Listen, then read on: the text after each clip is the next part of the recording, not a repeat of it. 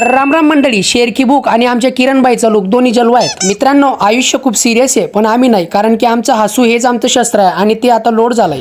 बाईले म्हणतं ले नव इथं ले उसना मांडा आणि उसना दांडा काय करू नको, निघ म्हणतं चलाटी. तोच पुढे डोक्यानं झाली वाटी आणि हाडांची झाली काठी, असं आमचा प्रेसिडेंट आमची वाट बघत होता. प्रेसिडेंट म्हणे तोच गुल आणि तीच काडी काय करू नका, चला मॉल मा जाऊत म्हणे. बाई म्हणे जावाना पहिले थोडं पोटले आराम दी देऊत म्हणे. म्हटलं दी टाकूत मग चला पुढे. ओके मी थँक्यू आणि थँक्यू मी नमस्कार करत आम्ही मॉल मध्ये एंट्री केली. किरणबाई हाडूस म्हटला राजदादा आपण आलो कशासाठी. बैल म्हटलं अवधूर आपण रस्ता मग बरमुडा लिहूत म्हणतं आता मॉल मध्ये खूप नाही ते आपलं कसं आहे म्हणतं रोजगार आम्ही आणि कायमची कमी. प्रेसिडेंट म्हणे राजदादा तुझं स्टँडर्ड वाढलंय, गड्यात घेतो का 1 लाखाची. चला म्हणतं दादा अर्ध आयुष्य EMI वर चालू आहे आपलं. म्हटलं जगू द्या रे म्हणा काका. असो यांना घरी पोचवत नाही तेवढाच सभासद पुढे उभेच होते. म्हटलं साला कधी बी उठायचं आणि खाजवत सुटायचं असं आहे तुमचं. म्हटलं रात्री पाठी फिरू नका, बेकार खतरा आहे बरं. लगेच बँकेवाला म्हणतो कसं राजदादा जत्रा आहे बरं. इकडे पुरा मस्का लावायचं काम चालू होतं. खिशात नाही डोनेशन आणि घ्यायला चालले ऍडमिशन. इकडे मात्र पोरं काय सुट्टी देतात का, दम आलू आणि मनोरंजन चालू अशी प्रक्रिया इकडे सुरू होती. बाई गं पिचली माझी बांगडी बांगडी बांगडी, बाई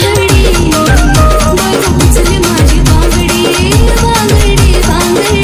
दिर्या मला म्हणतो दादा तू अंड खातो का. म्हटलं नाही मग थंड खा म्हणे हे. पुढे आम्ही 1 बाम आणि 2 गुलाबजाम खाऊन मार्गस्थ होण्याचा निर्णय घेतला. तुम्ही मात्र बिना लाईक करायचं आणि कमेंट करायचं जाऊ नका. कसा वाटला नक्की कमेंट करून सांगा. जय महाराष्ट्र.